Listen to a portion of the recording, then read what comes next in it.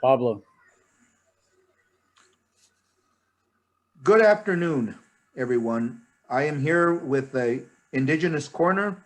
I am Pablo Martinez, the chairman of the Ojo Caliente Restoration Society. I'm speaking on behalf of KNIZ, and I'd like to introduce you our host, which is Knifewing Segura of Native Stars Productions. Knifewing, good afternoon, and how are you? How Happy New Year to you. Oh, good, Pablo. Thank you. Thanks for asking. We're gonna be addressing. We have other guests here besides myself and Pablo.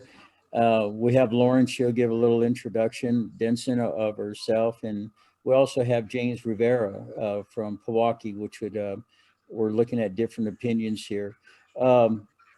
Everybody's definitely a little disturbed on our attack on the Capitol, and we're going to be addressing that with our point of view. So I have some questions for everyone.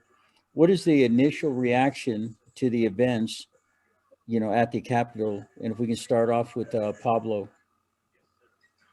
Well, it's an unfortunate event. I never thought in my lifetime I would ever see anything like this. It was like a science fiction movie. You would see it in other countries. You expect this in third world countries, but not in the United States of America, where we have everything is decided by elections. We may not like the result of the elections, but at least they go by the voice of the people. Sometimes one party wins, sometimes another party wins, but never have we ever seen such a horrible display of an insurrection and seditious behavior and activities from those that weren't happy with the election results. You had, unequivocally, and all of these, there's been no evidence presented that there's been voter fraud, none whatsoever.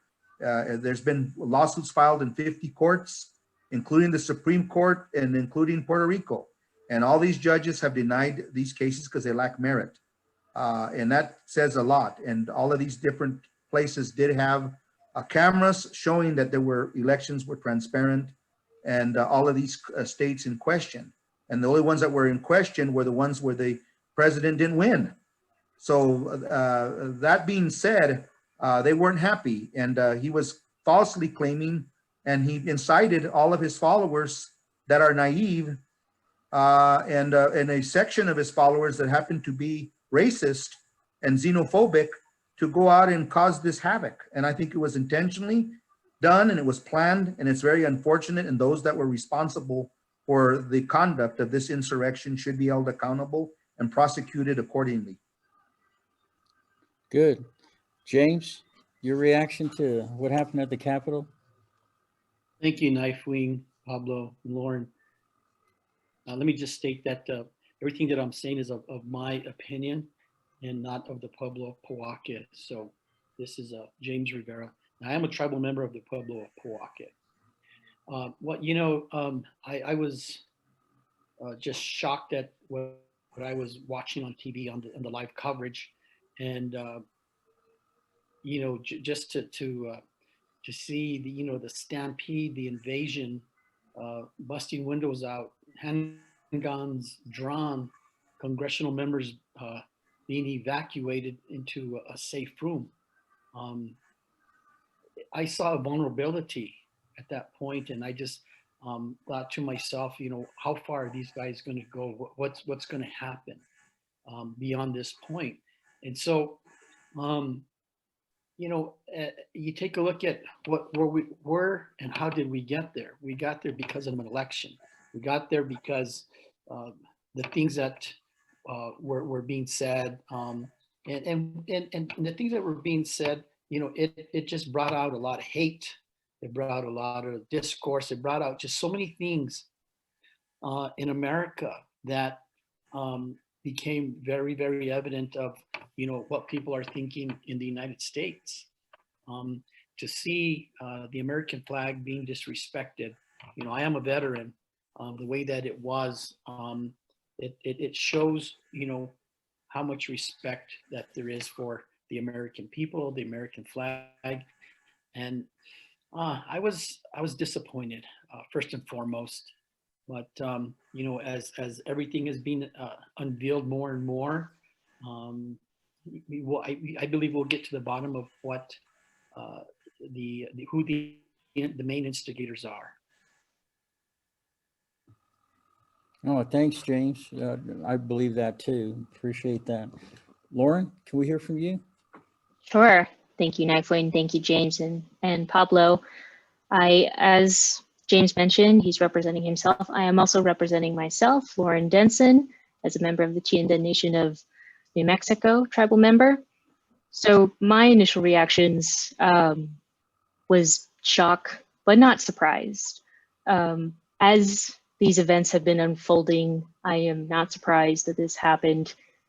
But what I am upset about is the level of reaction from the police at the Capitol and the stark difference between what was happening in the summer with Black Lives Matter versus what seemingly ease of invasion of our Capitol. And I was at work while this is all unfolding. My colleagues couldn't even comprehend. It was the destruction, active destruction of our democracy and uncertainty of what would happen with the future. And in the moment, it felt hopeless as you watched the dumpster fire unfold on television, on social media. And the initial fallout and transition in what was unfolding was very painful. But with that said, I feel it was a wake-up call that this hate and rhetoric came knocking literally on their doors, on our representatives and senators, to come to reality of what has been happening, especially for those in the Indigenous, Black, people of color communities that they've been experiencing. And hopefully, as we saw, minds have been changed, but not all of those. And I do agree with Pablo that some accountability needs to happen. And just as James mentioned, we really need to analyze how we got here and what we can do to move forward. I think what's really shocking is just that all of these lies, you bounce around from one news media to another one, and it's really interesting. For a while there, you start to question, well, what side am I really on? But then after all this stuff is actually taken to court and it's shot down, and you have to go, then there's, and these were Trump's own appointed judges and everything that shot all this down. I think it's all just totally fascinating, and the truth should come out because of those, the way that it all came out there. People should accept the truth, but they didn't. And I find that very interesting. Here's the second one that we're looking at. What do you think about the police actions and the initial to the Capitol after being invaded? Some of us, we come from former law enforcement backgrounds and careers. So yeah, this would be, Pablo, let's start with you on that one. Well, I'm a little perplexed, to be honest. And I speak again for myself, not representing any tribe or any law enforcement agency, but as a former administrator and former corrections administrator, as law enforcement professional, I am very perplexed that they were not prepared. I don't have privy to the intelligence that I have previously, but everyone knew, and this is something that I did with a national organization that I'm a treasurer of, that we prepared what's called situational awareness, because we saw this with even civil rights organizations, including the ADL and other organizations brought to the Justice Department and other agencies that this was a potential threat. The Proud Boys, the different white supremacist organizations that were planning on their websites. It's crystal clear what their intent was to, and why this intelligence was not disseminated. So there's a lot of mixed emotions out there in the community with respect to how the perception is how law enforcement dealt with. So I'm not minimizing the law enforcement's culpability or lack thereof. I think many of them that were put in this position did their job. They were overwhelmed. And I applaud them, and I am very sorry for the loss of the officers that lost their lives in this melee and this insurrection, because it was not a protest. This was deliberate sedition, a seditious act Law enforcement was caught off guard. I do not understand how they have MOUs in place, memorandums of understandings in place with law enforcement agencies on how they could have received backup with the Marshal Services, with the FBI, with other U.S. With ATF. All of them would have been there. When you have bombs, you have different destructive species being thrown at the different, when people breaking into office claiming to defecate and do other lewd and lascivious acts on Congress people's desks. These are things that are very disturbing. And the law enforcement officers that were placed in this peril had nothing to do with it. Their leadership did the prudent thing by resigning because they should have been prepared. They should have had a contingency plan. We always have contingency plans in place when something like this happens. And what's saddening is that they had more effective law enforcement personnel to quail what they thought was a bigger threat, which was the Black Lives Matter movement. Yeah. And so the minority community feel very disenfranchised that the law enforcement, the perception is that they're out there to, without question, go ahead and break skulls and take quick and swift use of force action, when in fact we saw that the officers were even letting some of these people in because they were feared for their life. There's training issues also involved that there needs to be an investigation, a serious investigation through Congress and through other law enforcement agencies that supervise these entities to find out what happened, to do a fact-finding committee as to what really happened and bring it, and we need to take a corrective action. And those officers, if there were any dereliction, they need to be terminated. But everybody needs to be tried in a court of law, not in a court of public opinion. And I think those, if they were involved, need to be placed on administrative leave pending internal and fair investigation. And those that were responsible for taking a deaf or blind eye need to do the right thing by resigning. That's my opinion on it. James? Thank you, Knifewing. Well, first of all, my prayers go out to everybody in that, on that day that died. It's just an absolute unfortunate situation. But, I looked at the videos over and over and over again to try and analyze the entire situation of, how these guys got as far as they did. And I would have thought that the police would have been much more responsive and trained in for a situation like that. That's when you're in law enforcement, you need to be able to think on your feet and react swiftly. And unfortunately, with the mob coming in like that from all corners and many, and through doors and windows, and there was intelligence that had brought that there was information that was given out saying that there's a possible situation. Why wasn't there more police force out there? Why wasn't the National Guard activated prior to? These guys knocked over those temporary fences and barriers, which really didn't have an effect to stop anybody. And quite frankly, more than likely, I think that they feared for their lives before they, or before the people that they were supposed to be there to protect. They allowed themselves to be vulnerable along the whole way, unfortunately. And you take a look at situations that were, Black Lives Matter, or even at the Dakota Access Pipeline area, the difference in treatment from these guys who are invading the United States Capitol versus for instance, at the DAPL area, the DAPL camp, they were protecting sacred land, and they got mazed. They were attacked with dogs. They had scorpion devices to intercept cell phone information. They had sound disorientation devices, flashbangs. They had, agent provocateurs posing as protesters. All these things that were happening. There could have been a different response, I think, on that day, just because of the fact that there was some evidence and some information that was provided that this could possibly happen. You know, it's an unfortunate situation all the way around. You know, the chief of police there in DC made a public statement later on that night that violators will be held accountable for any actions after a curfew time. But by about that time, the damage had been done. Thank you. Yeah. Lauren? Thank you, Knifewing.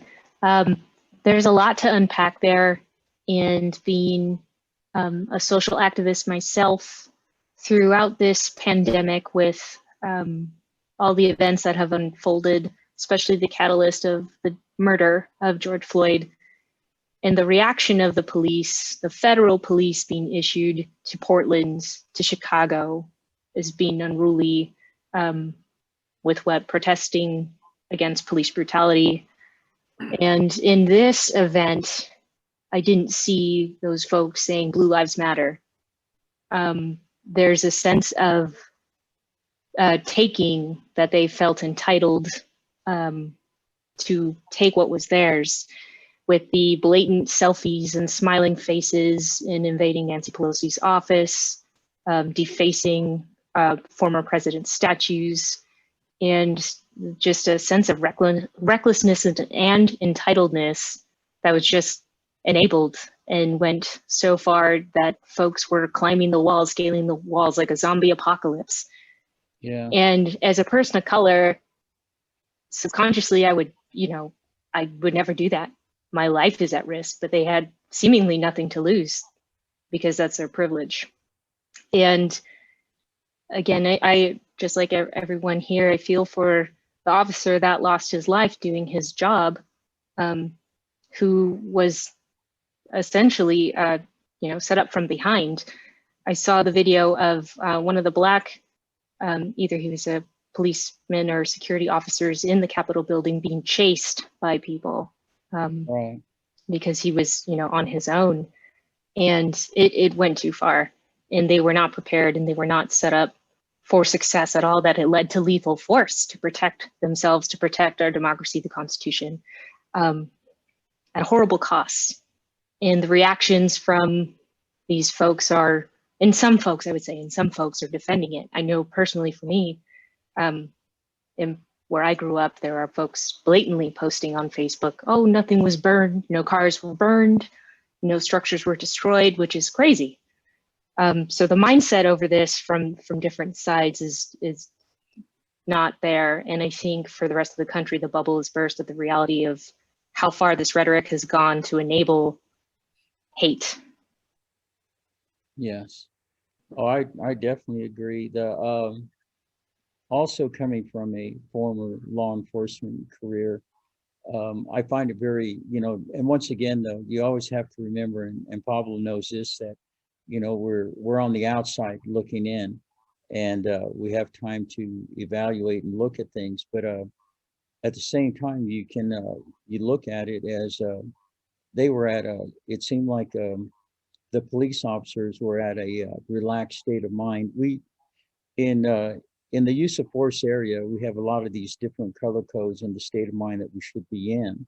When we don't go into every situation to talk to everyone, nor did we go into every situation to shoot everyone.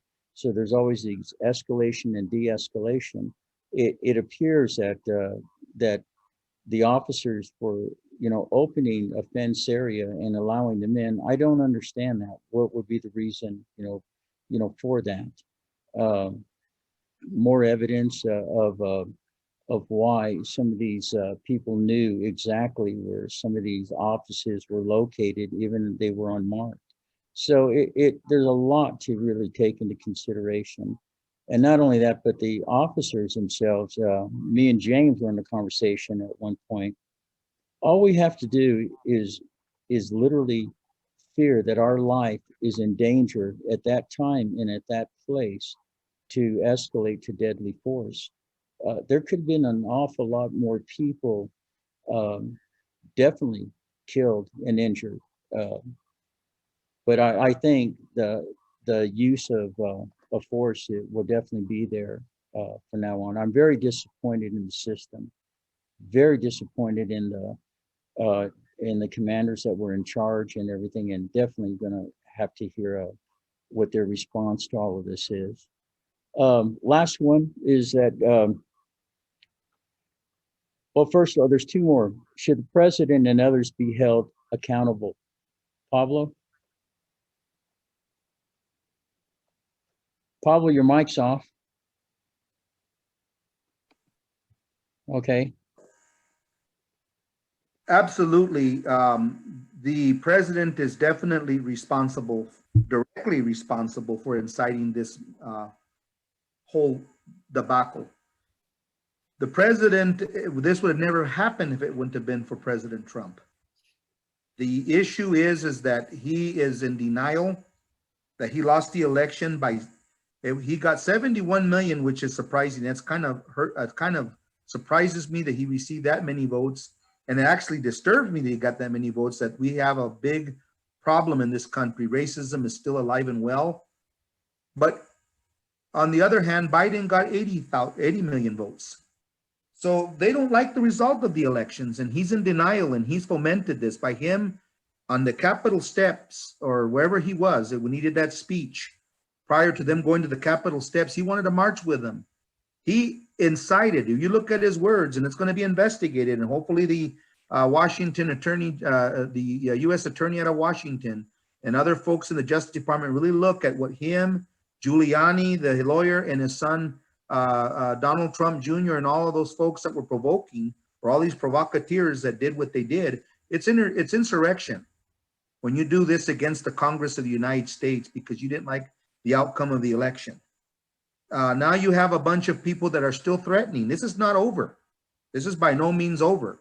I hope that the Capitol Police, and I hope that this time the National Guard should have been employed, and they weren't. There was some struggles there in the Justice Department. I mean, in the Defense Department.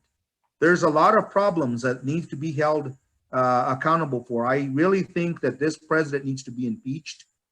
It's not just even, we're not even talking about the 25th Amendment. Which Pence won't probably employ, and he should, because he was a major target of this. We need to get this person impeached so he is unable to ever run for president ever again, as well as him not being able to even get Secret Service, because he's done nothing but harm to the Secret Service of the United States by exposing them to COVID when he made them go out and parade him like so he could talk to his constituents. He's put a lot of men and women, good people, in a very bad situation that put their lives in peril. So I have no sympathy for anyone. And to me, it's not about, as a public servant, and you're law enforcement, you're sworn to uphold the Constitution. As a Congress, as a leader in Congress, we're held to that standard. You don't look at if they're Republican or Democrat, independent, whether you're going to provide them service. They're Americans. Americans first, and your job as a law enforcement officer or as a government employee is to serve and to protect at all your citizen. That's what you're sworn to. And these people that took oaths that are enabling this individual have been derelict in their duty. It's just like a parent. If you can say, well, my kid never does anything wrong. When those of us, if we came back and told our mom and dad, well, I got in trouble by the teacher. Our parents are not like the parents today where they'll go and get mad at the teacher. I would have got a double whammy from mom and dad back in then, because it was schooling your own home. You take responsibility for your own and you call it the way you see it. If your kids are misbehaving, you correct them so they don't do that. That's called consideration. It's called respect. This is what we're lacking in this country, a lack of respect for our humanity, for our fellow human beings. We're showing this being inconsiderate by not wearing masks, by exposing people. We don't know if we're asymptomatic or not. Even some of us that may have underlying conditions may be asymptomatic and could be spreading it and be sick and not know it. This is why we have to protect each other. It's not a partisan issue, and law enforcement should never be a partisan issue. You're there to defend the country. You're there to defend the Constitution. You're there to protect those people in the legislature. They failed to do that, unfortunately. They were unprepared, Knifewing. I don't understand how they weren't even wearing riot gear. They weren't even prepared. I'm talking from experience and what I'm seeing and talking to other fellow administrators, and even listening to the former chief of police of the Washington Metropolitan Police Department, it's just there's just a lot of questions that need to be answered. But yes, this president and every one of his enablers need to be held accountable. You know, they're going to have to, as investigation is going to have to be done. It's going to be swift, but they also need to look at the political trial as well. And it's enough is enough.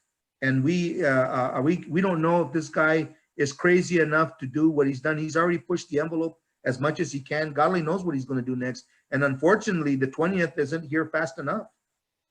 Sure. Yeah, and also that thing about the National Guard just being on hold and could not go out until they had the right orders to intervene into all of that. Hey, James, you? Yeah, you know, I that's what I was going to allude to. You know, there's a lot being unfolded right now, and there's a lot of you know, report gathering, and yeah, you know, why was the National Guard and the FBI assistance? Why was it held up? You know, just hours leading up to this whole situation. You know, that could have been a big part of not letting these invaders come past the steps. But you know, who knows what could have happened at that point. Sure. Should the president and others be held accountable? Of course. And I think in due time, once there is more revealed, I believe that there's going to be, it's not going to be finger pointing at that point. There's going to be facts. Facts will be pointed out. And at that point, you know, the question of should the president be held and others be held accountable, it's going to be when are we going to hold them accountable? I mean, when is justice going to be served at that point? So I'll leave it at that right there. Okay. Thank you. Yeah. Lauren? Sure, thank you. Absolutely. Just to echo what everyone's been saying, absolutely, they should all be held accountable. I was watching the events unfolding in the Senate, and Ted Cruz had the gall to continue to press against that there was fraud. And same with, what's his name, Hawley. Despite not being senator in Pennsylvania, despite all due process occurring in a legal, fair election, continued to press on it, despite the insurrection and coup occurring in the Capitol. And they all should be held accountable. It sets precedents for the future, and it gives not only our country confidence that democracy can continue to be upheld, that we are not a failing democracy, and set an example for the rest of the world that we can pick ourselves back up and be the nation that we want to be, and the values that we strive to uphold, to be a nation that we should have always been. And I know there's a long ways away, and I think folks should have an open mind and patience, and as James said, let the facts come out and justice prevail, as we should, as the law upholds, that it still means something. Yeah, definitely agree that Ted Cruz and his the people that he represents there are, you know, that's another issue too that needs to come on out. The continuation of spreading lies, especially after all this is going on, and I mean with no truth, and all the courts voting them down. I definitely agree with you. What should the Republican Party do to rebuild itself? That's we don't hold all Republicans, you know, at fault for this, and we shouldn't. And we have to judge them all by their own cover and everything. But Pablo, what would you say to friend? I'm sure you got friends that are Republicans, and what would you say to them? Well, you know, there's a lot of times history repeats itself. And in the case where you had the former Whig Party that actually became the Republican Party, they had, you know, a division in their party. And what has happened is that they enabled President Trump to divide their party with the Trumplicans. And what's happened is that the party has been hijacked by an element of people that weren't even active in the party before. He's been able to, use a marketing plan to get at people that were very apathetic, that didn't have any, they didn't feel like they were empowered. These were your closet race, your racist that have always been there. They've always been there. They were never given a forum like this president has enabled them. By him coming out in Charlottesville and saying, these are very fine people on both sides. Right. And the xenophobia that he has promoted against people of color has made these people feel enabled and emboldened. And they're coming out now, not like they did before, which was subtle. Now it's overt and blatant. And we're seeing a lot of cases of people basically outright getting in people's faces, picking fights, going back to the kind of activity that we saw in the 60s and prior to the 60s in the Jim Crow era. So that is the subliminal message that he gave by making America great again.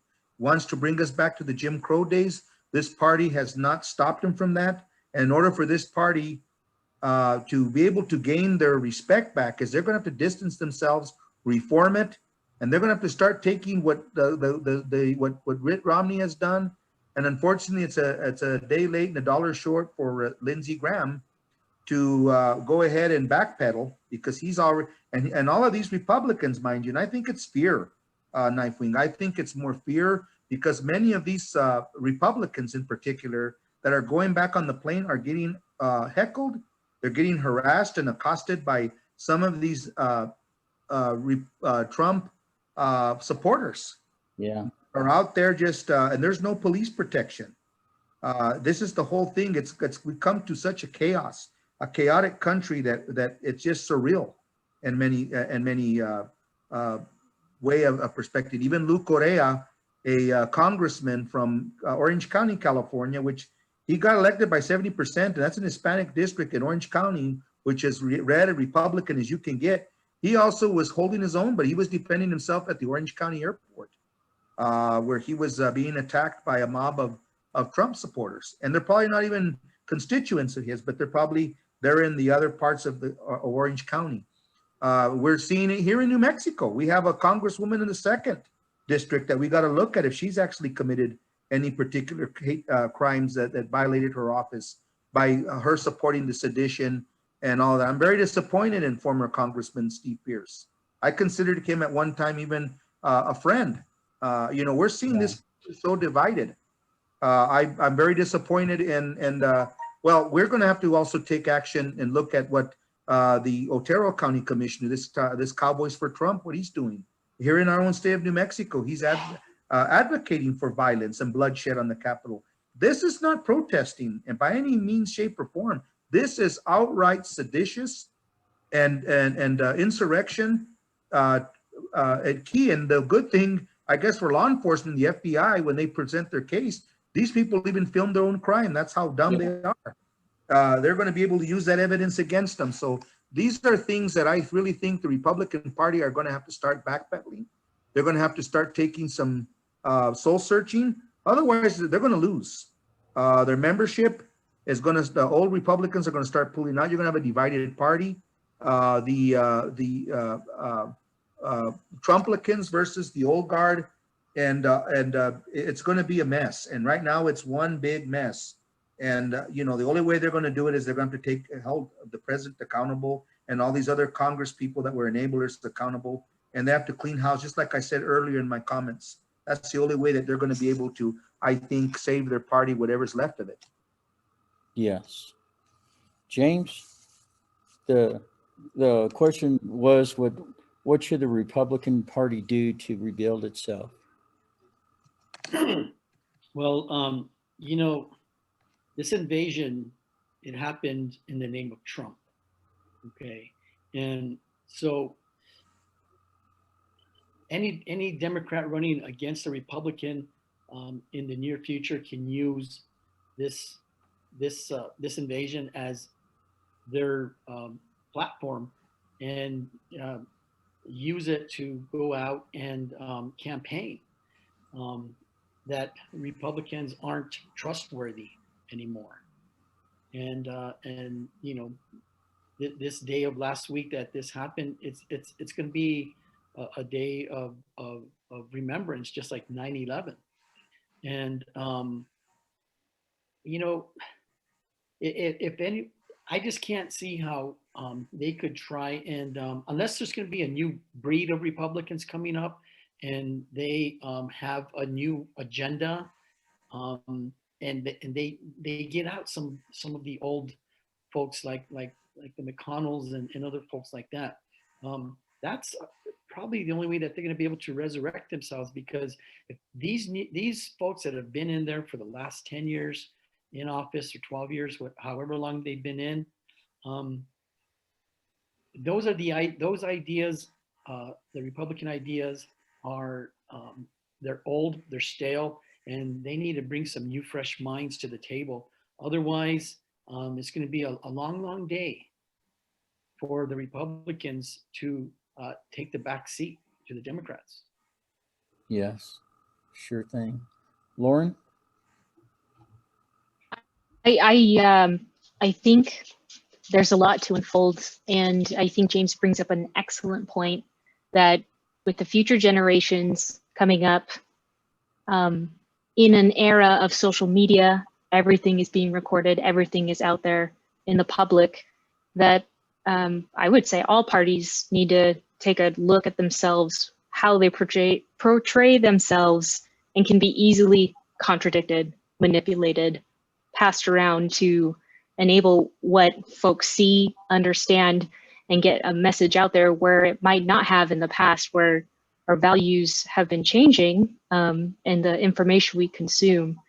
I think they need to reconcile with the messages that are being put out there and if they truly believe them, and question integrity and what they hold to represent. I know I have friends that have been families in traditionally Republican, and from a moral standpoint, what was being projected was not in alignment with traditionally Republican values and morals and the basis of Christianity, and that was not what was being sold.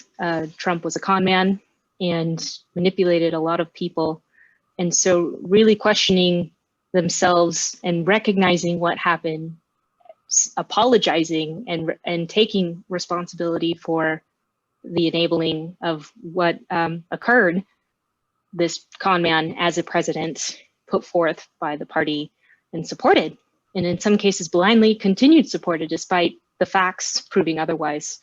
So much so that it's changed social media rules and norms and what's allowable in our First Amendment right of freedom of speech. Really just need to take a look at technology, what's coming in the future, and what we'll allow to go out there. And of course, everyone has the right to say what they want, but be held accountable for their hate in speech. And that should not be allowed. They should denounce hate, period. Right. No, I would appreciate all of you for the questions, and we will have more continuing with other guests at another part 2 series of this, and this is the beginning. I'd like to thank everybody for joining in. Pablo, James, Lauren, thank you very much for joining in. And we will have down the road here very soon other guests coming on talking about the same issue. Thank you very much. Thank you, Knifewing. It's a pleasure, Lauren and Paul, to be on here with you both. Thank you. Pablo. Well, we're looking forward, Knifewing, with doing more programs with this radio station and incorporating a lot more of our talk show of Indigenous Corner, including featuring some of the other statewide events that are coming on. Looking forward to working with James on what's going to be happening in the New Mexico Roundhouse, looking at other issues that Knifewing we want to talk, I guess, on one of our next programs. We will be having in the future Deborah Holland. Looks like she will be meeting with us hopefully soon. We'll find out from her office. But in the meantime, we will probably have a couple more of these programs, I think, dealing with some of the issues that we have. We're going to follow up on that COE, I think his name is COE Griffin.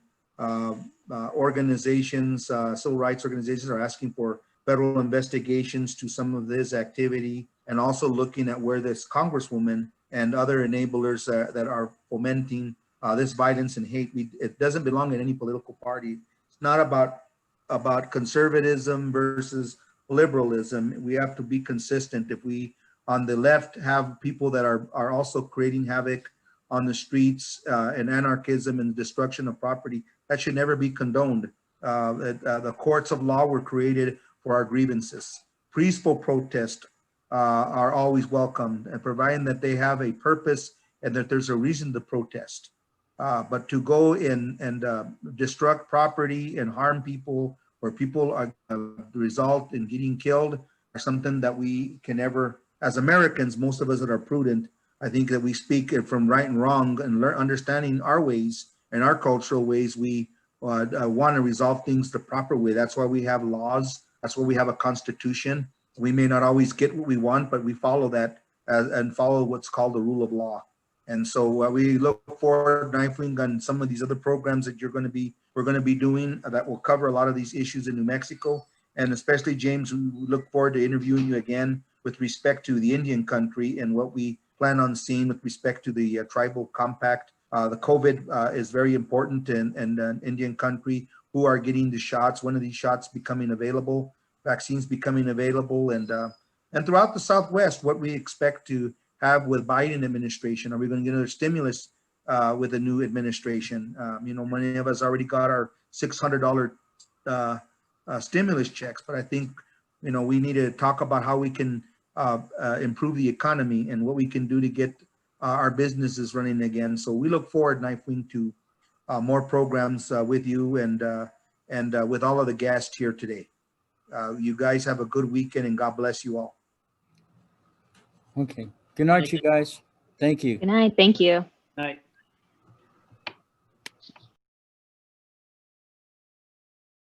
I'd like to welcome everybody back to Indigenous Corner. We're going to continue with the questions that we even had for other visitors last night.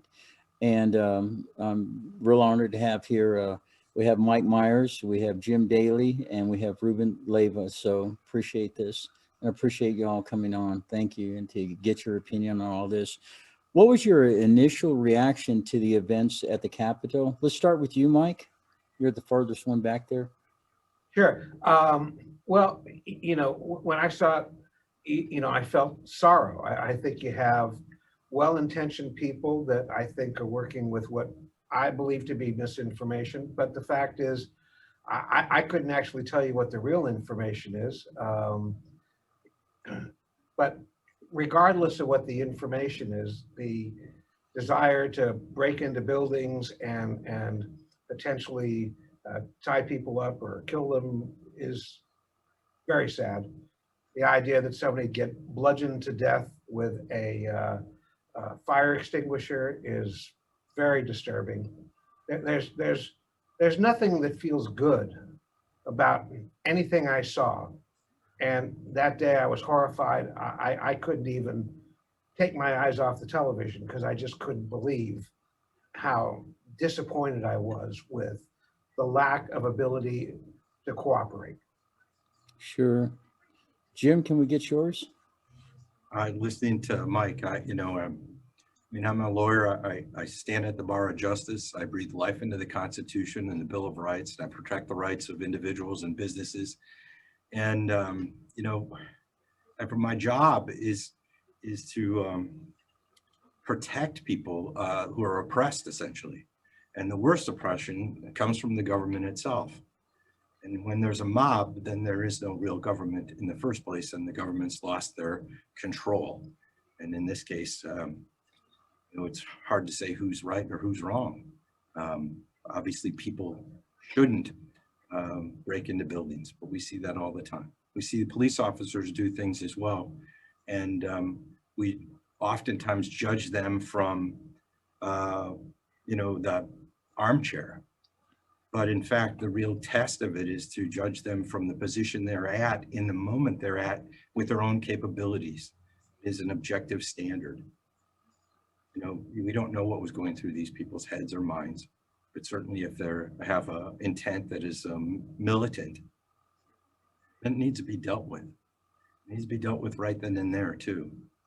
So people who are in authority should arrest people that are doing things in their, you see something, you say something, you should act. And it shouldn't be that you should also just follow orders. That didn't work at Nuremberg, and it shouldn't work here. So people are just following orders, and therefore they're not arresting people, or they're not stopping something. Those people equally need to be held accountable. It doesn't happen from, inside a leather-bound office. It happens out on the street, and that's where things need to happen, and they need to be done right. That's what protects us all. Yeah. Yeah, it was actually, yeah, just really shocking. Ruben? Yeah, thank you for having me here. And as a Native American and a career law enforcement professional, while I don't speak on behalf of my department specifically, and speaking personally for myself, I was just completely caught off guard. I was wondering about how this tragedy was allowed to happen. How did this occur? As law enforcement, we receive so much training. We have the ability to call for additional assistance as needed. And when you see the video footage of the denigration, the defacement, the desecration of our Capitol building there in Washington, D.C., it just hurts because you wonder what we could have done to prevent that, not only because, we lost lives, and, my heart goes out to the families who are really the victims in this, and as well as, did we do our job to protect our citizens from getting into trouble? When those sorts of things occur, by having the right number of people in place and a contingency plan in place, and issuing those orders about unlawful assemblies and things like that that we typically see in protest environments, and having people who are experienced in dealing with protest environments present who can take those leadership roles don't appear to be something that I have yet seen footage of. And so I just have a tremendous amount of concern that there was a degree of apathy there that's completely unacceptable. Sure. I think, naturally they're always telling us, you can sit back and make these kind of calls after the fact, and you weren't there to see, what actually happened. But now we have videos, and the videos and the film, it tells us a lot about how they were, officers were reacting and thinking. And for me, it was a little confusing to see why some people were able to, it appeared that they flashed a badge and was able to move in, not knowing what side that they were really on, or what they were their intentions were, opening up of the gates and things like that. And then I have to say, being trained in this one area, I'm shocked that a lot of them did not escalate. They really held back, and by not escalating to deadly force, in that kind of a mob, unless they didn't have any firearms whatsoever, that I couldn't tell. But I'm really shocked that, it's the way the system, or the way that the department trains you in this area. If you're in an area of deadly force, you're going to go, oh, hey, wait a minute, let's sit down and have a little cup of coffee and talk about this. It'd be nice if situations could be de-escalated, but it was far beyond that. So I am curious about a lot of questions that are going to, come out from this investigation of, about other officers, what happened to the National Guard. All these people, Plan B failed, it just went on and on. So it was really shocking, and to literally get it out of control. And that's once again my opinion. I think our second question was, what do you think about police actions? And we're talking about this interaction with the Capitol, when it was being invaded. Mike? Well, it's interesting. They have the picture of the fellow backing his way up the 2 flights of stairs, and it looks like he was, duty to retreat, which made sense. And I'm watching that, and then I was watching the piece where there's the 4 officers by the door, where the fellow opened it up for 2 people to come in, and then they got pushed out.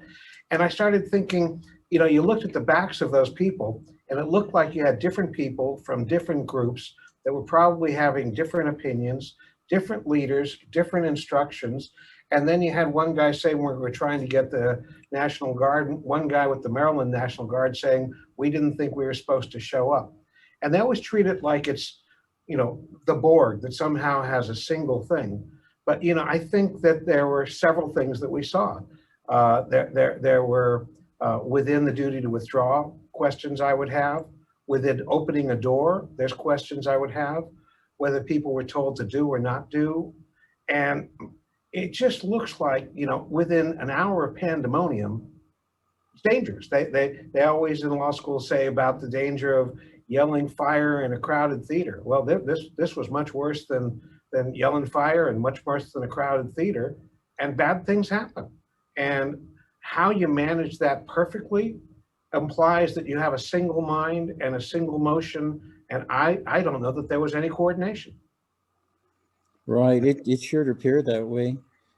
Jim? It sounds like what we heard after 9/11 with regard to the communications between the different levels of the mutual aid and knowing who is in charge. And then again, you know, I go back, so not speaking from my department, I am a reserve deputy myself, and I've been doing that since 9/11, frankly. I didn't join the Army. I went out and decided I would be a sheriff's deputy. And so, so I consider myself a real lawman. But as a lawyer and as law enforcement, I look at, you know, the Graham v. Connor case, which is the case where it's really the Supreme Court says it's up to the individual on the ground, and forgetting about the motivations of the people who he may stop or arrest or do things to. It is what is going through that officer's mind at that time, his training, his skills, and what he's, and for the poor people who are on the ground, you know, there's going to be mistakes made. There are going to be people that are overwhelmed because there is a mob out there. There isn't any support for it. You know, it's not a duty to retreat, but it's probably wise if you're on the ground, you are going to be crushed. You better, you know, putting hands, you know, find an escape route. So, you know, I just think it's what we see is going to be a look at who was coordinating it. Why was there such a lack of coordination? What is their communications with each other? And hopefully they'll come up with a better strategy in the future where, you know, everyone can get on the same page. You know, in most situations, we have a command center. So you have one spot where your entire operations are being held at, and that spot is the one that directs all activity. I'm not so sure that that worked there. It sure seemed like the mob had pretty well situated, and also was definitely better coordinated and everything. It appeared that way anyway. You know, they were chanting, you know, to push, shove. I forget exactly what it was, but some of the things that I did see. Ruben? You know, you still, pardon me, but when you look back too, yeah, because there is some coordination, there's a lot of innocent people just showing up. And advanced knowledge too, that this is going to happen. Then you wonder, was there other underlying motivations or strategies that were being implemented, co-opted? That's why we get into conspiracies, because there's plenty of opportunity to look at that and see somebody's operating on this level, somebody's operating on this level, these people are here, those people are there. There is enough room where you have a real whodunit. Sure. Ruben? Yeah, just, you know, out of respect for all of the men and women in law enforcement who did their job on that day, because stories are coming to light about the great work and the heroism that occurred on that day. Again, we have a failed case of leadership here where inaction comes from, you know, information that was available and not used in terms of intelligence and planning. The National Incident Management System, NIMS, which was something rolled out by FEMA many disasters and years ago, allows us to know how to manage these sorts of situations. Think about schools and how often students lock down and how quickly a school can go into lockdown. Even if a man is reported or a person is reported, with a gun or a weapon within a certain distance of the school is already going into lockdown. However, we have reports now that people were armed and they were well within the distance of the Capitol building, and none of those measures were taken. They should have been able to secure that building with everyone inside without a threat of anyone entering. And I just can't understand necessarily how that never occurred, why that never happened. And, you know, I'm not sure to the extent that they practice lockdown drills, to what extent they practice evacuation drills, but, you know, they're just like everyone else. If you're in a government building, you've got to be able to respond accordingly. And so I hope that there's a number of lessons learned from this. Yeah, I feel that, you know, after seeing some of the videos, naturally the same ones that you've all seen and everything, and then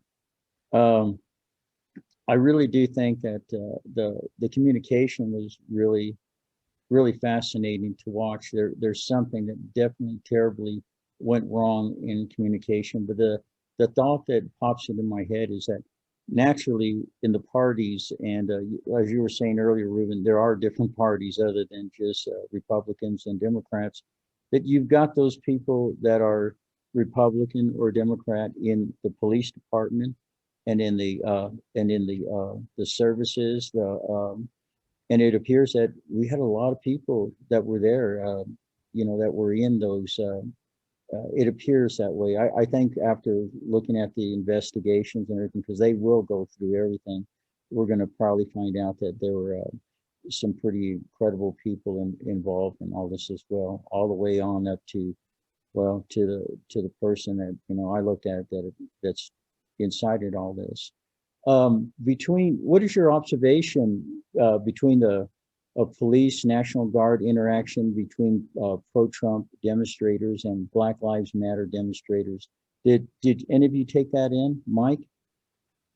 You know, I always look at these things probably from a slightly different point of view. You know, I look at the discord going on, and I find it frightening from, you know, when I look through my eyes, the first things I see there are, you know, the idiots with the Camp Auschwitz and the 6 million was not enough t-shirts. And I think you have people coming in there that are out of their minds and dangerous. And by the same token, you know, I talk to Christians who are people that I've had relationships with for years that really believe that if they don't do some version of what they're doing, the country goes away, which I think means they've been misled. But again, they have a charged opinion. And then you have everybody else looking at rioting in the Capitol. And you know, everybody's hit a hot spot. And to me, there's one thing that's good, which is the opportunity to do what we've always done, which is, you know, Jim may be a little right of center, I may be a little left of center, and we do business and we work together and we cooperate and we create something of value. But we always know that whether you're on the right, there's going to be some crazy people on the alt-right. And if you're on the left, there's going to be some crazy people on the alt-left. And that's always going to be the case. And how to marginalize them really comes from having a strong base. The more we can basically figure out with the people that don't need to spend their whole life screaming and would like it to be something about being productive, being cooperative, to focus on the good stuff, and just hope that, you know, I'd love to see if the right could police its own and the left could police its own, and they haven't shown the willingness to do that, but I'm hoping the desire to succeed as a nation and prosper will help. You look at, you know, some of the worst countries in the world saying they wish peace for America, they wish democracy for America. We've made the worst impression we could make as a country, when the only thing we really should be doing is showing how the Beacon and the Hill has championed economic rights, personal rights, and when we work together properly and we shut up the 1% crazy on the right and the 1% crazy on the left, we can get back to being the brilliant 98% that's America. Oh, nice. Nicely stated. Jim?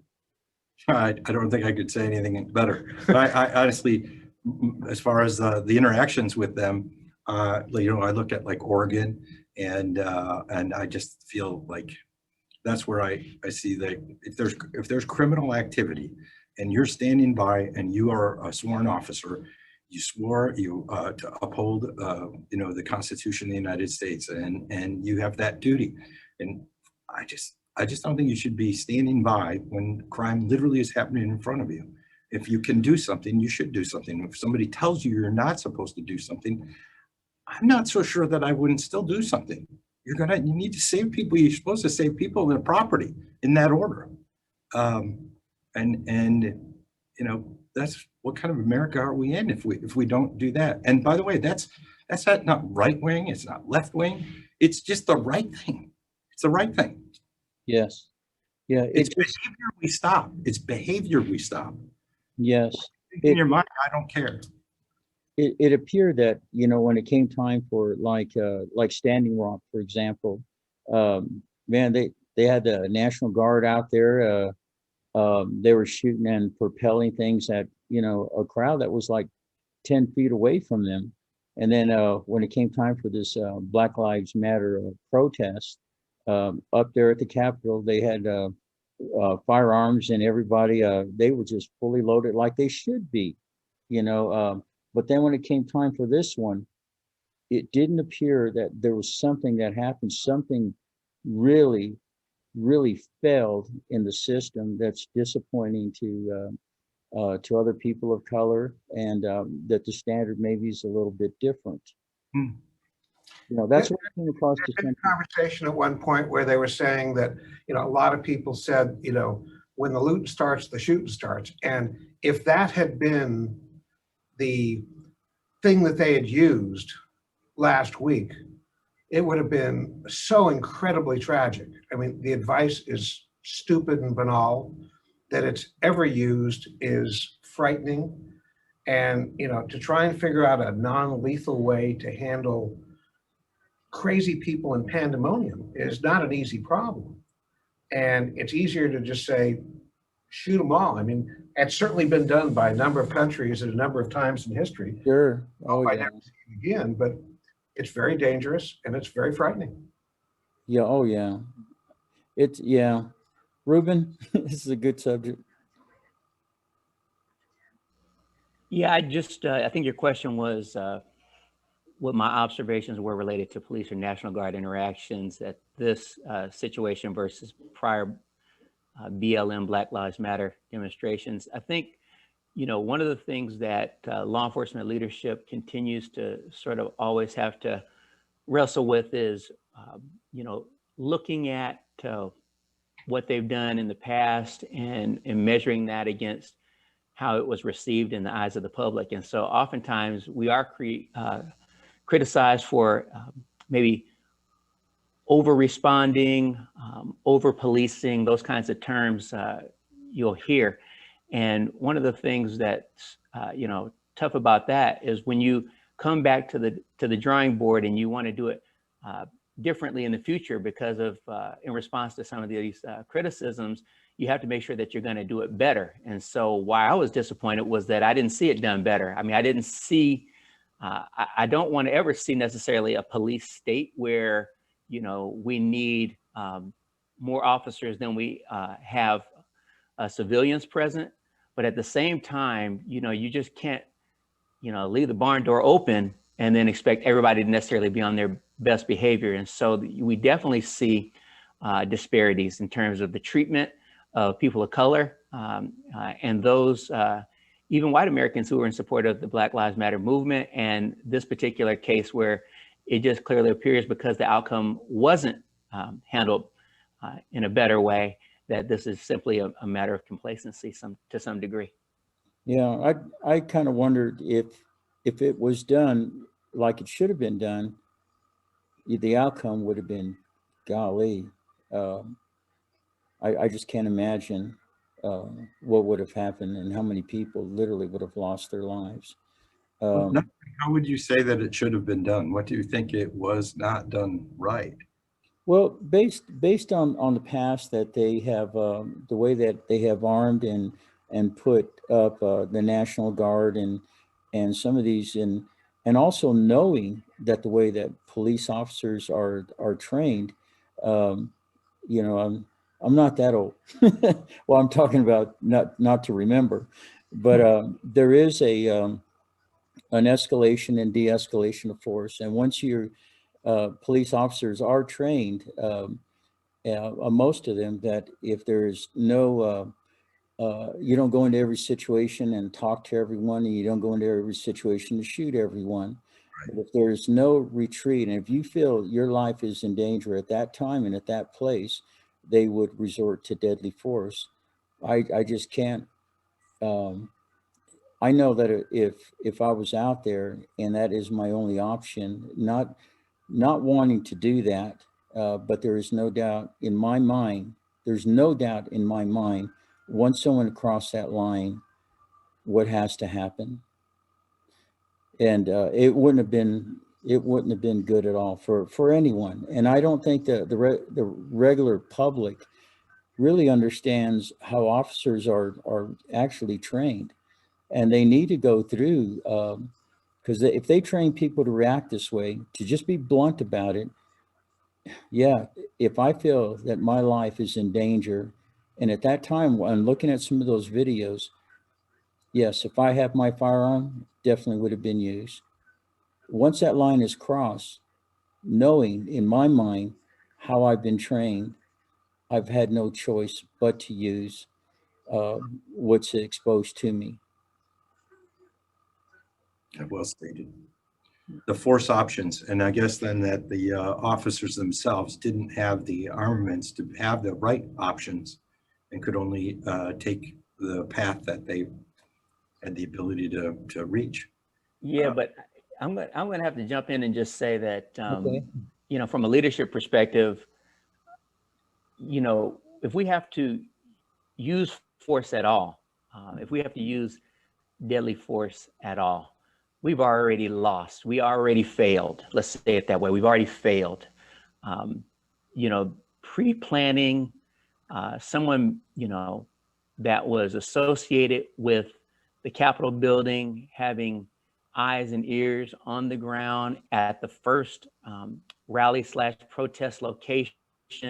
And when there was conversation about that group moving in that direction, people already being ahead of that and anticipating how that would go, what that would look like, pre-planning and discussions with leadership, legislators at the Capitol about if we have the need to lock down or evacuate, we're going to use these underground tunnels and get you all to safety. I'm just wondering if all that kind of stuff happened. I understand that law enforcement has the ability to use force under circumstances that merit it, but at the same time, I really do feel like if we needed to resort to that, we weren't far enough ahead in terms of our planning, and we had the time. This is not something that we just knew was going to occur. This is not a spur of the moment situation. We knew that the ballots were going to be counted and that we were trying to certify at that time. And again, I just have a lot of questions. I have more questions than I have answers at this time about the leadership. Sure. I think probably everybody on this call certainly agrees with that there was, seems to be a lack of pre-planning, and it should have been set up better, and it was well in advance notice, right? Oh, yeah. I don't personally. I look forward to a lot of those questions being answered. Should the president and others be held accountable, Mike?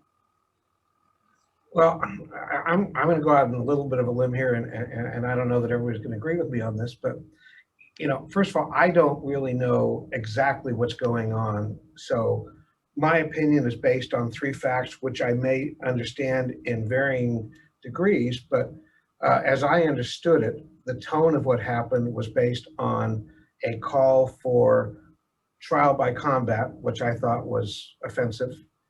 I thought that was preceded by, and again, I watched a little bit of a video without explanation of what looked like a party about enjoying this happening, which I thought was a party about trial by combat, but I don't know what it was. And now you've heard all of this stuff about people coming back next week because we're just beginning, we're not finishing. So if that means that they're coming back with guns again to do it, and there's all this crazy stuff on the internet that says what they're doing, I would hope that anybody with the ability to stop the next 10 days from being violent would do whatever they could to do that, starting with the president down, because as long as he's still president, I think he still has an obligation to do the best job he can to defend the Constitution, and not to just to figure out a way to get people with guns to go scare and chase people. That's good. That's good. Yeah, I don't disagree that people need to be vocal and remain calm. You know, we're a country of ideas, and those ideas should be expressed without resorting to violence. And we express them in a voter box. You know, we did start off with a violent revolution, and we did start off with a violent throwing tea bags in the water. I guess that's some violence. But you know, maybe we throw, I don't know. Go back to that kind of Maybe violence. that's a bit, but you know, I do think that people make choices individually, and it comes down to you and me and our brothers and sisters. We are Americans. We're not a mob. We don't join mobs. We just do the right thing. I look back so many years ago, you know, growing up here in LA, basically, you know, Rodney King, famous, wonderful quote, "Can't we all just get along?" Yeah. Yeah. In terms of this, for me, you know, there was a loss of life. And as critical, I think, as we've been on this call, I will always say that I hope that I'm wrong in terms of what I believe or might be thinking did not occur. And maybe many of the things did occur. This was just too many people. And maybe those things occurred, and had they not occurred, there would be more of a loss of life. So again, I'm speaking without all the information. I think that leads to my response. Certainly those that committed crimes should be held accountable. But at the same time, you know, when we talk about should the president and others be held accountable, I don't think we have enough information. I definitely think that there needs to be a thorough investigation related to this. And then when the facts are laid out on the table, then I think that this should be handled in a way that is fair and consistent with how we've meted out consequences in the past. Yeah. But the process we had, I just, you know, from a lawyer standpoint, a proof standpoint, seeing everybody with a political agenda, that is a crazy system. That is, there's no justice in a system where you have politicians deciding your fate. It really comes down to, if we have a jury system, that is the system that we should abide by, is one of a jury system, and a system that requires proof and not hearsay and not speculation, but actual proof. Yeah. That's how we're all protected. And I agree with that, Jim. And based on the elections, the elections were all taken to a court, which I thought were great. All the votes were taken to different courts in different states, and it was all voted down. And that's and it's sad that they went out of that, because see, even if I felt, I'm just saying this, if I had felt the president himself should be held accountable, I'm willing to listen to the courts. I want it to be taken through the courts and see what they say. And yes or no, it doesn't matter, as long as it goes through the courts. I want to hear what the courts have to say, you know, on it. This would be the last one. How about what should the Republican Party do to rebuild itself? Mike? I love that question. I've always thought I should be a Republican, but I never have been a Republican. And the thing about myself that would be Republican, that I'd like to be Republican, is I believe that one of their strongest values is that communities and economics should be authentic, accountable, sustainable, and the opportunity to go in and work with people and build up economies that will survive is very important. And I wish that was what the Republican Party was all about. And then I always have my fears as people drive down Beverly Drive and accuse the people, my 72-year-old mother, of being a pedophile. And you know, there's this wonderful Schwarzenegger tape about the night of broken glass and what that meant. And I think that the Republican Party, in theory, and I know Jim represents this, welcomes people that believe in sustainable, accountable business, cooperation, and that in what we do together, we can solve all these problems if we don't have the misinformation and the biases and the extra noise from the crazy people on the extremes. Locking out the extremes, cooperating, creating an economy, creating a sustainable future. I think that's what the Republican Party in theory is about. And I hope that they get there, and that whatever the racial divides are become as irrelevant to the Republican Party as they are to the rest of the world. Yeah, for me, it's, you know, I think we made great headway in various communities in this election and over the last 4 years. I think the president's policies were excellent in terms of creating economic zones and getting people employed, bringing business back to America. I think, you know, less government is best government, and the, you know, the decisions we make in our own communities are the ones that should probably regulate our communities versus decisions made in Washington that should be applied to everyone everywhere. I think we are not a one size fits all. I think we're more like we're not a melting pot. We're more of a you know, like a tossed salad. You've got different crunchy parts over here, and we all can we go with who we are with. And so the Republican Party, to me, just should stick to its core values, which truly are that individuals matter. The things that the government does should be those things that we individually can't do ourselves.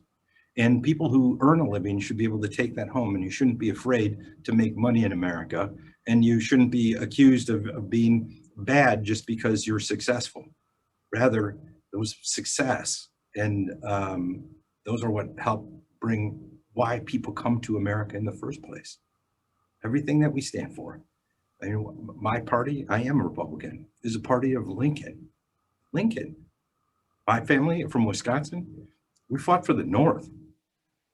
You know, it's not a, you know, I don't see color. I see individuals. And I think that's what my party needs to be. Individuals matter. Yeah. Ruben? Yeah, as far as I'm concerned, in my opinion, the Republican Party will be just fine. I think that there are specific types of leadership that are appropriate for specific time periods. Just so happens now that the way that society is going, the world is trending, you know, Democratic leadership will have an opportunity to be in position. But that, you know, being said, as we've discussed, you know, America, it's a little bit more complicated than, you know, both sides kind of conversation or a both sides discussion. America is a multi-party system. And so while the Democratic Party and the Republican Party are the two largest and strongest, you have the Reform parties, Libertarians, Socialists, Natural Law, Constitution, and Green parties, and a bunch of other smaller organizations. And at the bottom of all of this, which we have to look at and place it at the top, is something that I believe in as a leader and a Native American, and that is the idea of indigenous wisdom. I'll say that again, indigenous wisdom, and that is listening to the people. If we can have the parties listen, you know, and those in charge, and that we vote into these offices, really place some of their own personal agendas aside and listen to the people, we'll be just fine. Well, gentlemen, that concludes our for Indigenous Corner, and I really appreciate your input, and thank you all for coming on board. Thank you, and we shall talk to you soon. Pleasure to be here. Thank you for having us. Excellent.